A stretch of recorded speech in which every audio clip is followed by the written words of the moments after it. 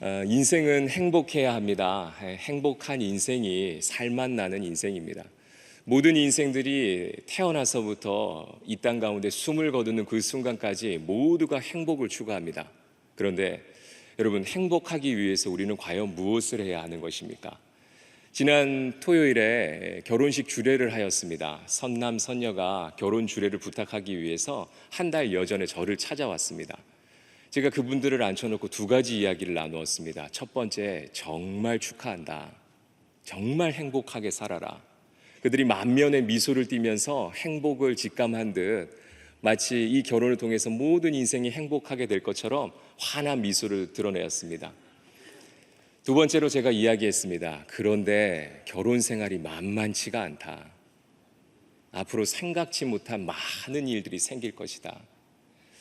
너무 예뻐 보였던 그녀가, 너무 멋있어 보였던 그가 이제 정말 흉측한 짐승처럼 보일 때가 있다. 인생에 상상치 못한 일들이 나타날 거다. 그랬더니 그 환하게 웃고 있는 이들이 이내 표정이 어두워지고 찡그리기 시작했습니다. 여러분 어떻습니까? 그 축하만 해주고 축복만 해줘도 부족할 그들에게 그 이야기를 해준 이 목사가 잘못된 것일까요? 여기 인생에 많은 선배님들이 계신데 인생이 어찌 좋은 일만 있습니까? 인생은 그렇지 않습니다. 인생이란 결코 쉽지가 않습니다. 이 땅 가운데 강건해도 100세 이상 살기가 쉽지 않은 시대인데, 그러기에 우리 이 짧은 인생, 그 짧은 인생 속에 매일매일 어떻게 하면 행복할 수 있을까 고민해 보는 것은 너무나 중요한 것이고, 그것이 우리의 삶 전반을 지배하게 되는 것입니다. 베드로후서 3장 8절에는 주님께서 우리에게 이렇게 말씀하셨습니다. 사랑하는 자들아, 주께는 하루가 1000년 같고 1000년이 하루 같다는 이 한 가지를 잊지 말라.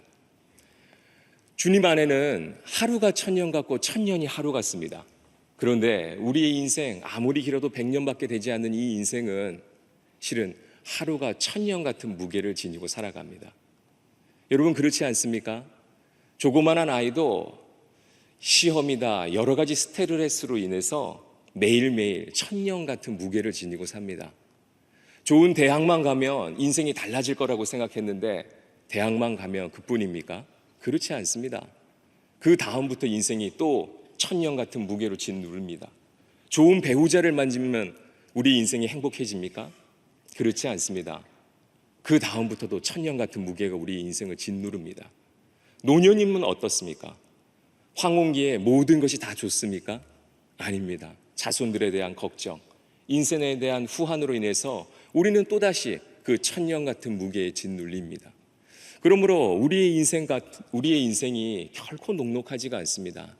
그럼에도 불구하고 우리가 오늘을 살 수 있는 힘은 어디서 오는 것입니까? 그것은 우리가 좋은 음식을 먹고 좋은 학력을 가지고 좋은 배경을 가지고 있기에 그 인생을 감당하는 것이 아니라, 우리가 인생을 감당할 수 있는 힘은 우리에게 소망이 있기 때문입니다. 인생은 아무리 잘 먹고 잘 입고 잘 살아도 소망이 없으면 지옥입니다. 하루도 살아갈 힘이 없습니다. 여러분, 이 현대화되어 있는, 최첨단화되어 있는 모든 것이 풍족한 이 시대 가운데 왜 이렇게 우울증이 많고 수많은 향정신성 우울제와 그 정신약품들이 불티나게 팔립니까? 여러분, 그것은 모든 것이 완벽하게 꾸려져 있는 것 같지만 그 인생 깊숙한 곳에 희망과 소망을 주지 못하는 이 시대의 문제들이 있기 때문입니다. 여러분, 제독학자인 한병철 교수는 그의 책자인 피로사회를 통해서 이 사회를 정확하게 진단했습니다. 모든 것이 완벽해 보이는 이 시대 가운데 왜 사람들이 끊임없이 피로감을 느끼는가? 그것은 세상 속에서 태어나서부터 지금까지 모든 것이 잘 될 것이라고 이야기했던 그 모든 것들이 인생을 살아보니 1000년의 무게가 나의 삶을 짓누르는데 그 앞에서 어찌할 바를 모두 몰라 젊은이건 늙은이건 모두가 그 삶 앞에서 피로감을 느끼면서 우왕좌왕하고 있다고 정확하게 진단해 주었습니다. 여기 계신 여러분, 여기 계신 분들은 어떠십니까? 여러분 행복하십니까? 행복하십니까? 옆에 분들 한번 얼굴 한번 보십시오. 행복하신 얼굴입니다. 여러분, 세상은 끊임없이 우리에게 행복을 주겠다고 이야기하며 희망에 대해서 논합니다. 정치, 경제, 사회, 문화, 수많은 이념들이 이것만 따르면 너희들에게 진짜 소망이 있어, 희망이 있어, 너희들에게 행복을 줄 거야 라고 이야기합니다. 그런데 여러분, 정말 그렇습니까? 모든 것이 정점을 치고 있는데 실은 우리의 삶 가운데 끊임없이 그 깊숙한 곳에 내면에는 불평감들이 있습니다. 여러분, 요즘은 신들이 참 많습니다. 각 분야에 무엇인가 제대로만 해도 님을 붙여가지고 마치 그들을 신격화시킵니다. 요즘은 젊은이들이나 또 나이 드신 분들한테 무엇인가를 물어보면 그 어느 때보다도 빠르게 핸드폰을 꺼내서 구글 신에게 모든 걸 물어봅니다. 구글 신이 모든 걸 안다고 이야기하고 거기에 준하는 네이버 신도 있습니다. 여러분, 많은 사람들이 그 집단지성이나 또 수많은 인터넷을 통해서 우리의 인생이 편리해질 거라고 생각하지만 실은 우리의 삶이 그리 편리해지는 것만 같지는 않습니다. 여러분, 2016년 3월 9일부터 16일까지 바둑계의 최강자 중에 한 명인 이세돌 구단이 그 구글 신이 만들어낸 그 딥러닝 알파고와 함께 대결을 펼쳤습니다. 총 5번의 대국이 있었습니다. 이미 그 구글 신은 체스는 완벽하게 인간을 압도했습니다.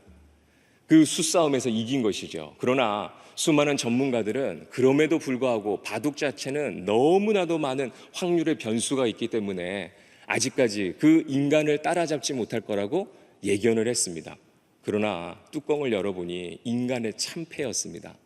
이세돌 구단은 겨우 그 알파고의 한 번의 버그 때문에 겨우 이겼을 뿐 내변은 무참하게 졌습니다. 사람들은 그 일들을 보면서 이제 더 이상 인류에게 AI가 정말 필요한 것이고 인류는 거기에 다다를 수 없다는 사실에 대해서 절실하게 느꼈습니다.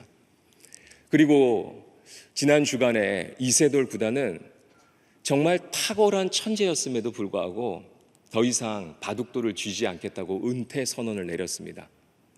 이제 이 프로 기사들이 AI에게 배워야 하는 시대가 도래했으니 더 이상 바둑돌을 잡지 않겠다고 이야기한 겁니다. 여러분, 그 선언이 있고 나서 수많은 이들이 논평을 열었습니다. 그 내용 가운데 한 구절이 이렇습니다.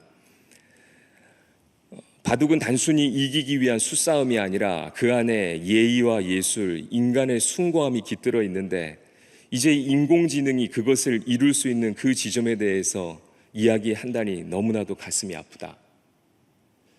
여러분, 알파고가 인간이 가지고 있는 그 숭고한 의식과 마음들을 지니고 있습니까? 그 따뜻함을 지니고 있습니까?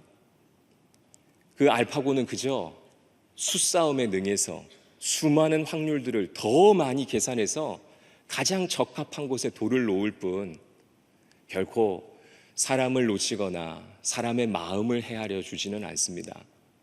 저 역시도 바둑을 두지만 제가 9살 배기 제 아들과 바둑을 둘 때 그 아이 수가 다 보이지만 때로는 그 아이에게 무참히 져줍니다.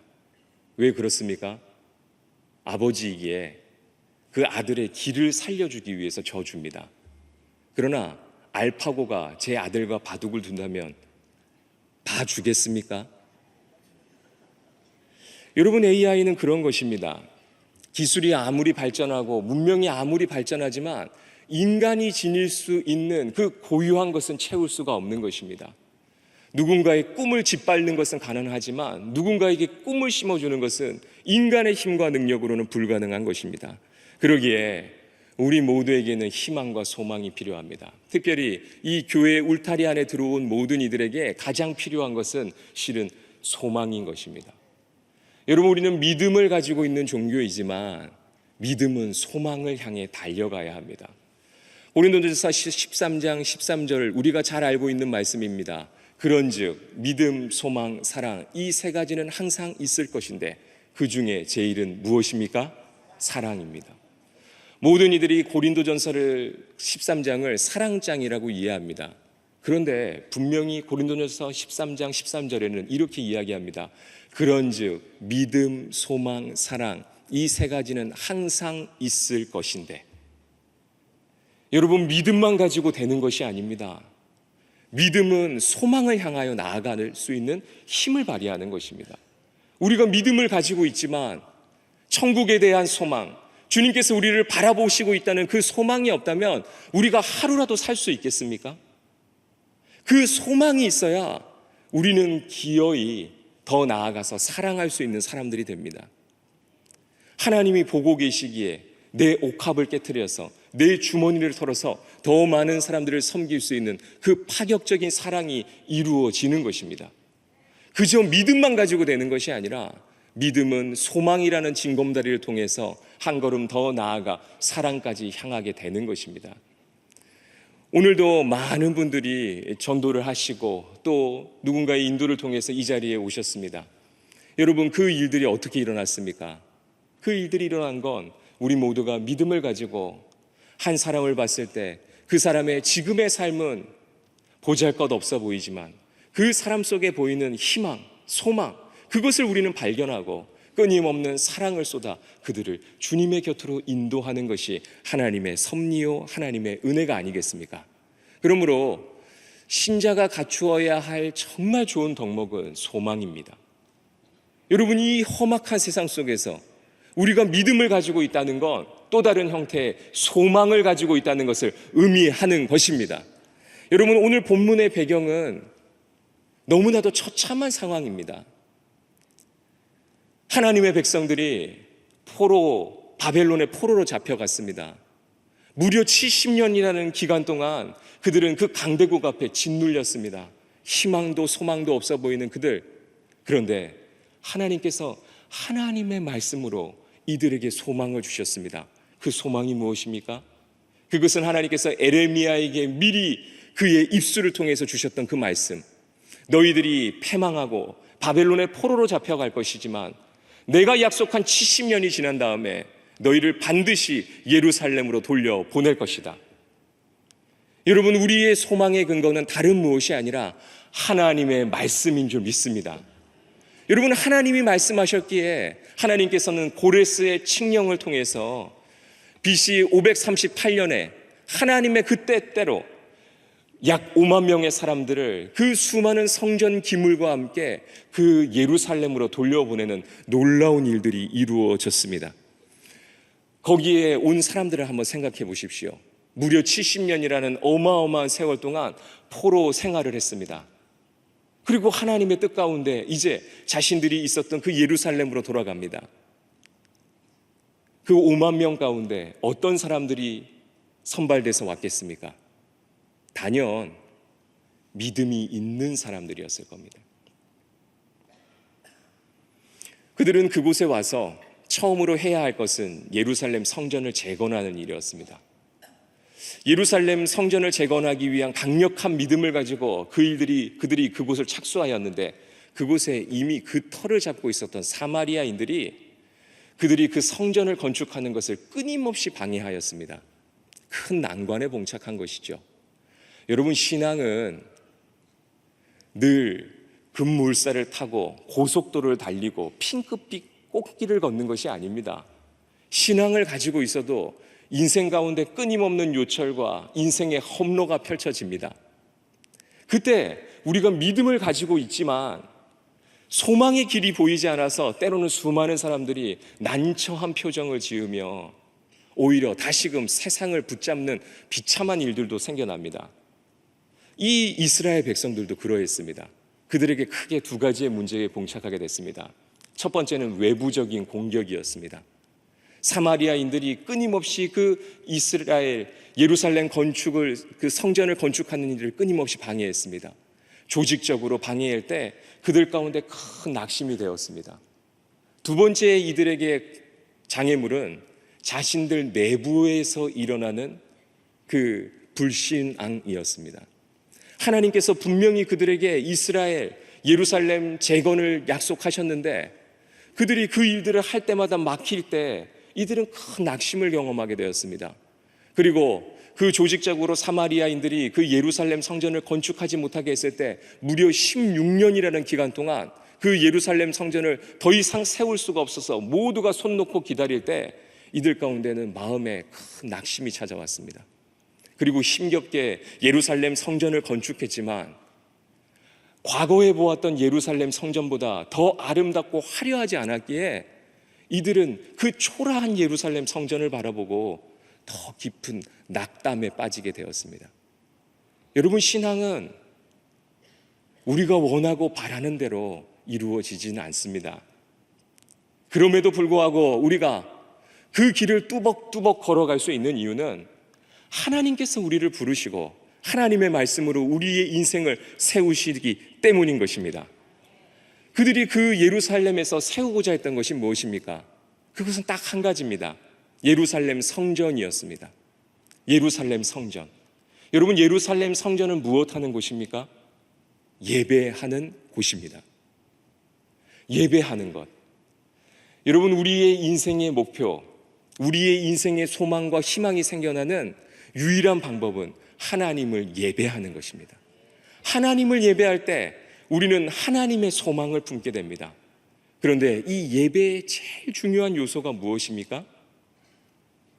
예배의 가장 중요한 요소는 찬양, 기도, 전도, 봉사, 다양한 것들이 있겠지만 예배의 제일 중요한 요소는 그 성막 안에 있는 것을 보면 알 수 있습니다.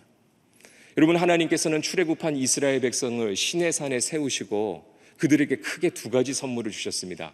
그것은 첫 번째로 모세를 통해서 두 돌판, 십계명 두 돌판을 주셨고, 그리고 하나님께 예배할 수 있는 성막을 주셨습니다. 성막은 우리가 잘 이해할 수 있는 것으로 환산해 보자면 약 300평 정도 되는 규모입니다. 그리고 그 300평 정도 되는 규모 안에 한 30평 정도 되는 성소가 있는데, 거기 안에 내성소와 외성소가 있는데, 지성소 안에는 하나님의 임재를 상징하는 조그마한 박스가 하나 있었습니다. 그것이 무엇입니까? 어렵습니까? 그것이 법궤요 언약궤입니다. 그리고 그 언약궤 안에는 하나님께서 시내산에서 주셨던 십계명 두 돌판이 들어 있었습니다. 여러분, 하나님의 임재는 하나님의 말씀으로부터 시작하는 줄 믿습니다. 하나님의 말씀이 있을 때 비로소 우리의 인생이 인생다울 수 있고 우리는 인생의 이 천년 같은 무게를 뚫고 갈 수 있는 힘이 생기는 것입니다. 그러므로 이 이스라엘 백성들이 하나님께 예배드릴 수 있는 성전은 완성되었는데, 이를테면 휴대전화는 가지고 있는데 휴대전화 안에 어떠한 어플도 깔리지 않은 상태가 된 것입니다. 그래서 이들이 그 상황들을 만들어 놓았지만 어디서부터 어떻게 해야 될지 모를 때 비로소 이 에스라가 이 예루살렘에 도착했던 것입니다. 에스라는 누구였습니까? 에스라는 제사장이자 율법에 능한 학자였습니다. 다른 말로 하면 하나님의 말씀의 전문가였던 것입니다. 에스라는 그들의 상황들을 들여다보면서 이들이 예루살렘 성전도 세워져 있고 이제 모든 것들이 갖추어져 있는데 진짜 해야 할 것은 이제 하나님의 말씀을 세우는 것이구나. 그걸 바라보면서 먼저 자기 자신이 하나님의 말씀 앞에 나아갔습니다. 그리고 그 하나님의 말씀 앞에서 그는 오늘 본문 1절의 내용이 이루어지는 것입니다. 그 내용이 무엇입니까? 이렇습니다. 에스라가 하나님의 성전 앞에 엎드려 울며 기도하여 죄를 자복할 때 많은 백성이 크게 통곡하며 이스라엘 중에서 백성의 남녀와 어린아이의 큰 무리가 그 앞에 모인지라. 여러분, 하나님의 말씀이 에스라를 관통하자 에스라는 그 하나님 앞에 끊임없이 통곡했습니다. 그 통곡이 얼마나 강력한 영향력들이 있었는지 무론대소하고 이스라엘 백성들이 몰려와서 에스라와 함께 통회하는 일들이 생겨났습니다. 여러분, 예배의 첫머리는 하나님의 임재 앞에 우리가 우리의 힘으로 인생의 이 천년의 무게, 우리가 가지고 있는 이 죄의 무게, 우리가 아무리 발버둥 쳐도 얻을 수 없는 이 행복을 주시는 그 하나님 앞에 우리 자신을 내어놓고 목을 놓아 우는 일, 죄를 자복하는 일인 줄 믿습니다. 그때 영원하신 하나님께서는 우리에게 가장 귀한 선물을 그분의 말씀으로 우리를 다시금 회복시키는 놀라운 역사를 주시는 것입니다. 민수기 23장 19절에는 하나님께서 이렇게 말씀하셨습니다. 하나님은 사람이 아니시니 거짓말을 하지 아니하시고 인생이 아니시니 후회가 없으시도다. 어찌 그 말씀하신 바를 행하지 않으시며 하신 말씀을 실행하지 않으시랴. 여러분, 하나님은 사람이 아니시기에 거짓말하지 아니하십니다. 하나님은 인생이 아니시기에 후회하지 않으십니다. 그 하나님께서 우리를 너무 사랑하셔서 우리에게 이 말씀을 주셨습니다. 이 말씀 안에 우리의 인생에 죄를 이길 힘이 있고, 이 말씀 안에 우리를 행복하게 만들 길이 있는 줄 믿습니다. 그러므로 우리 모두가 그 하나님의 말씀 앞에 모여 하나님의 말씀을 힘입을 때 우리의 인생은 달라지게 될 줄 믿습니다. 그러므로 말씀이 있는 곳에 비로소 소망이 펼쳐지는 것입니다.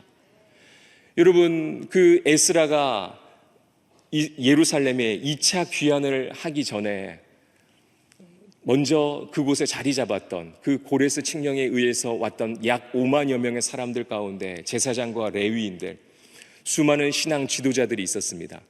그런데 이들 가운데 그 가슴 아픈 일들을 겪으며 이들이 하나님의 말씀을 왜곡하였습니다. 아니, 하나님의 말씀을 믿어도 별 수 없네. 아니, 하나님의 말씀을 믿어도 대적자들이 이렇게 많네. 하나님께 그렇게 예배해도 우리 인생 달라지지 않네. 에라, 모르겠다. 그래서 그들은 그냥 그 땅에서 완전히 안착하고 모든 것들을 내려놓은 채 그 세속적인 가치관에 젖어들기 시작했습니다. 그리고 그 결과물들이 켜켜이 쌓이게 되었습니다. 그 일들이 있습니다. 2절입니다. 오늘 본문 2절.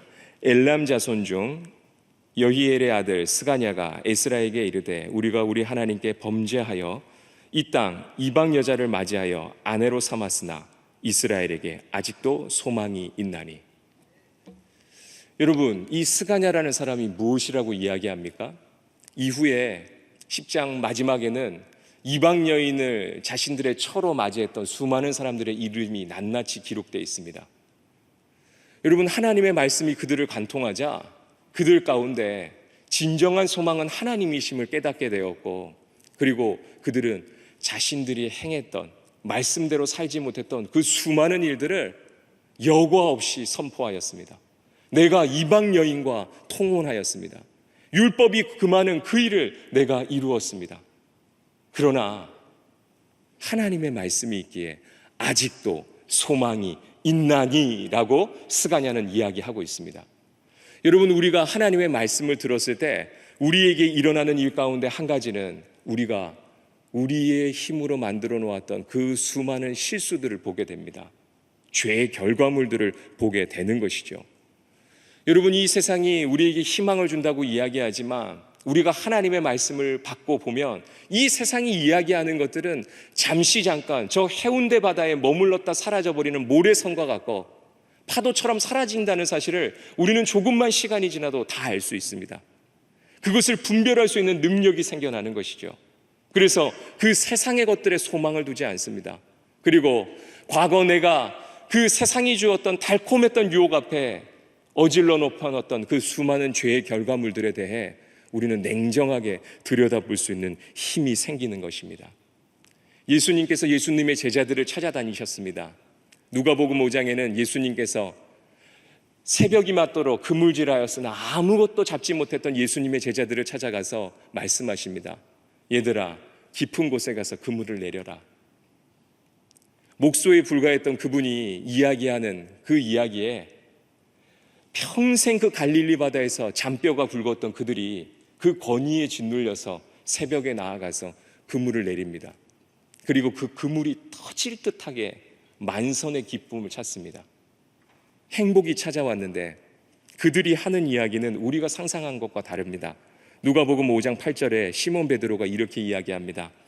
시몬 베드로가 이를 보고 예수의 무릎 아래에 엎드려 이르되 주여 나를 떠나소서 나는 죄인이로소이다.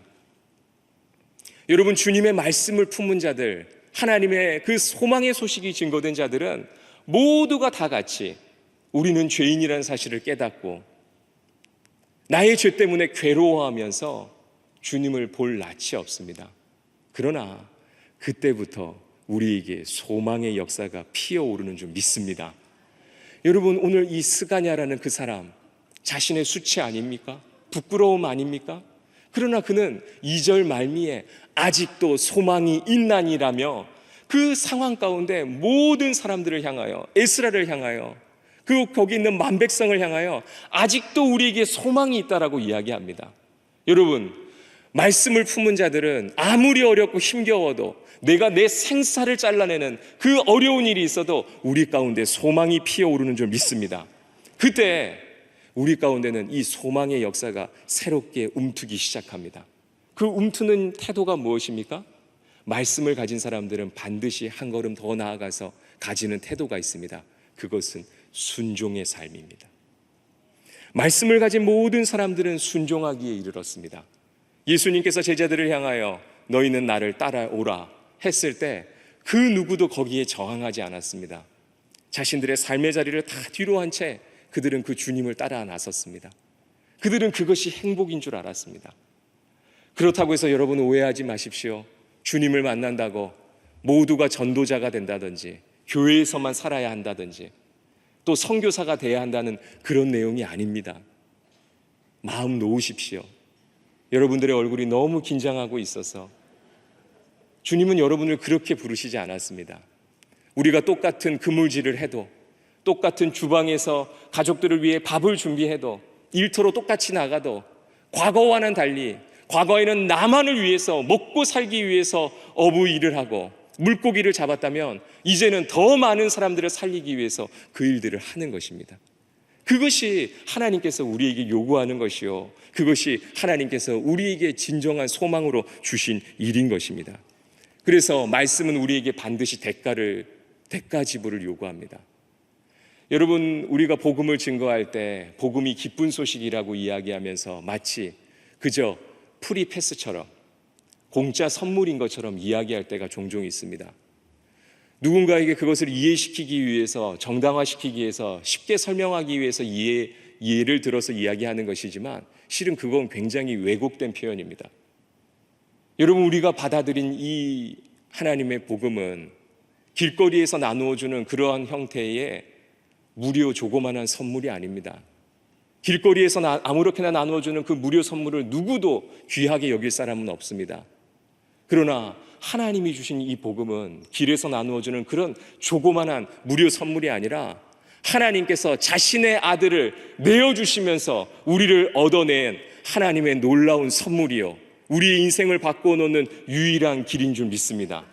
그러기에 이것은 가장 가치로운 것이요, 가장 아름다운 것이요, 세상 그 무엇과도 바꿀 수 없는 고귀한 것입니다. 하나님께서 이 선물을 주신 것은 하나님의 가장 귀한 것, 하나님 자기 자신을 내어주시며 그 대가를 지불하고 우리를 구원하신 것입니다. 그러기에 복음을 들은 사람들마다 우리는 대가 지불을 해야 합니다. 하나님께서는 그저 우리가 하나님의 말씀을 듣고 그것으로 우리 만족으로 그치는 것이 아니라 우리가 우리의 자리를 털고 일어나서 그 소망의 복음을 가지고 우리에게 대가 지불을 하라고 명령하고 계신 것입니다. 여러분, 이 대한민국 이제 복음이 전해진 지 130여 년이 되었습니다. 여러분, 이 대한민국의 제1호 목사가 누구인지 아십니까? 그는 황해도 출신의 김창식이라는 사람입니다. 그는 1857년에 황해도에서 태어났습니다. 당시 모든 조선 땅에 살았던 사람들이 다 그러했겠지만 그는 대단히 가난한 곳에서 태어났습니다. 그는 밥 3끼를 먹는 것이 꿈이었습니다. 그래서 어린 나이에 집을 가출하여서 평양이라는 곳에 터전을 잡고 열심히 날품을 팔아 자신의 가정을 이루어 살아갔습니다. 당시에 평양에는 수많은 선교사들이 들어와 있었는데 그 선교사들에 대한 흉흉한 소문이 퍼졌습니다. 그 벽안에 파란 눈의 선교사들이 그곳을 누비고 다녔을 때 서양인을 한 번도 본 적 없었던 수많은 사람들이, 그 서양 선교사들이 어린아이를 잡아서 집안 지하실에 가두어 놓고 잡아먹는다는 흉흉한 소문이 돌았고, 아이들의 눈을 뽑아서 사진을 찍는다는 말도댕도 안 하는, 얼토당토 안 하는 이야기들을 퍼뜨렸습니다. 그리고 그 이야기들을 들은 순진한 사람들이 그것을 진실로 믿고 수많은 선교사들을 습격하고 그들이 만들어 놓았던 많은 것들을 파괴하였습니다. 이렇게 흉흉한 소식들이 전해졌을 때 김창식이라는 이 사람도 그 이야기를 듣고 그것에 조금 관심을 가졌습니다. 그리고 감리교 선교사였던 올링거라는 사람의 집에 일을 하려고 들어가게 됐습니다. 그리고 그는 그곳에서 열심히 일을 하면서 2년 동안 그 선교사가 정말 아이를 잡아먹는지, 그리고 아이의 눈을 뽑아서 사진을 찍는지를 유심히 살펴보았습니다. 그러나 2년 동안 아무리 지켜보아도 그런 일은 일어나지 않았고, 오히려 그 올링거 선교사님의 부부의 그 거룩하고 숭고한 삶 앞에 이 김창식이라는 사람은 이들을 배척할 것이 아니라 이들에게 철저하게 배워야겠고, 이들이 살아가는 그 삶을 나 역시도 살아가야겠다는 생각이 들었습니다. 그래서 그는 올링거 선교사님에게 이야기를 하여서 성경을 공부하기에 이르렀고, 아펜젤러 선교사님들과 수많은 사람들의 돌봄에 의해서 믿음이 무럭무럭 자라나게 되었습니다. 당시 여전히 그 불안했던 그 평양 땅 안에 수많은 사람들이 선교사들을 더 이상 음해할 수 없게 되자 이제 조선인 그리스도인들을 박해하기 시작했습니다. 김창식도 붙잡혀서 수많은 옥고를 치루었는데 그 옥고에 대한 내용들을 로제타 홀이라는 한 선교사님이 남긴 일기에 그에 대한 이야기들이 잠시 기록되어 있습니다. 제가 그 부분을 잠깐 읽어드리겠습니다. 닥터 홀이 창식이를 면회 갔을 때 그는 모든 용기를 잃고 모든 것을 포기한 것 같았다. 군졸들은 그를 심하게 매질하여 사형을 처한다고 위협했다. 이 불쌍한 친구 김창식은 100번 이상 죽는 듯한 고통을 당했을 것이다. 나는 창식이가 석방되기 전에 죽지는 않을까 걱정이다. 닥터 홀은 그를 면회 갈 때마다 심하게 운다. 정말 소름 끼치는 일이다. 창식이가 오 씨나 한 씨보다 더 심한 형벌을 받고 있는 이유는 관리들이 그에게 만일 석방시켜주면 또 예수를 전도하겠는가 물었을 때 그는 석방되어 계속 예수를 전도하겠다고 말했기 때문이다. 김창식은 끝까지 신앙의 결계를 지켜냈습니다. 그리고 그 김창식은 조선의 첫 번째 목사가 되어서 수많은 곳을 다니며 125군데의 교회를 세웠고 무려 48곳의 예배당을 건축하였습니다. 그의 별명은 조선의 바울이었습니다. 여러분, 1907년에 평양 대부흥운동이 있었습니다. 그 평양 대부흥운동은 그저 길선주 장로가 자신의 것을 회개한 데서 처음 촉발되었지만 더 중요한 것은 김창식과 같은 수많은 그리스도인들이 어떠한 옥고에도 그 어떠한 질고 앞에서도 자신의 목숨을 대가로 지불해가며 결계를 지켰던 그들의 믿음이 있었기에 그 일들이 가능했던 것입니다. 2007년에 평양 대부흥운동 100주년을 기념해서 한국교회에서 수많은 대형 집회와 세미나들이 벌어졌습니다. 많은 이들이 평양 대부흥운동 같은 놀라운 성령의 역사가 또 다시금 한국교회에 불씨를 터뜨릴 거라고 믿었습니다. 그런데 아무 일도 일어나지 않았습니다. 그 이유가 무엇입니까? 말씀이 부족해서입니까? 말씀의 깊이가 없어서입니까? 그렇지 않습니다. 말씀을 듣고 말씀 앞에 대가를 지불하는 사람들이 없었기 때문입니다. 그 수많은 집회와 세미나는 열었지만 그 말씀대로 살기 위해서 자신이 버려야 할 것을 버리고 자신이 엉클어 놓았던 그 수많은 실수들을 수많은 사람 앞에서 이야기하면서 옥고를 치르라는 마음은 없었기에 이 한국교회가 지금 13년이 지난 지금 내리막을 걷고 있고 한국 교회들마다 자성의 이야기들은 높고 교회 안에 어찌해야 될지에 대해서 서로 이야기는 하지만 서로 짐승들처럼 누군가에게 책임을 전가할 뿐 누구 하나 손을 들고 내가 이런 죄 때문에 이런 일들이 일어났다며 이야기하는 스가냐와 에스라 같은 사람들은 없는 작금의 현실이 한국교회에 이러한 모습을 만든 것은 아닙니까? 오늘 이 교회 안에 있는 우리 모두가 하나님의 은혜를 압니다. 그런데 우리의 가정과 우리가 돌보고 있는 사랑방과 또 우리가 소속되어 있는 수많은 곳에서 왜 하나님의 일들이 거룩하게 일어나지 못하고 있는 것입니까? 말씀이 부족해서입니까? 말씀이 주는 소망이 부족해서입니까? 그리고 그 소망 대신 하나님의 말씀을 따라가려는 우리의 결단과 의지가 부족해서입니까? 그 일들이 있다면 우리 가운데 다시금 그것을 회복하는 놀라운 일들이 있기를 주님의 이름으로 축복합니다. 여러분, 지난 월요일 날에 로드맵 플러스라 하여 우리 담임 목사님께서 진행하고 계시는 귀한 그 40대 목회자들을 위한 1년 과정의 프로그램의 수료식이 있었습니다. 거기에 참석한 19명의 목사님들은 전국에 흩어져 있는 건강한 교회들을 세우기 위해서 부름받으신 분들인데, 매달 2번씩 담임 목사님과 함께 아침부터 저녁까지 귀한 시간들을 보내었습니다.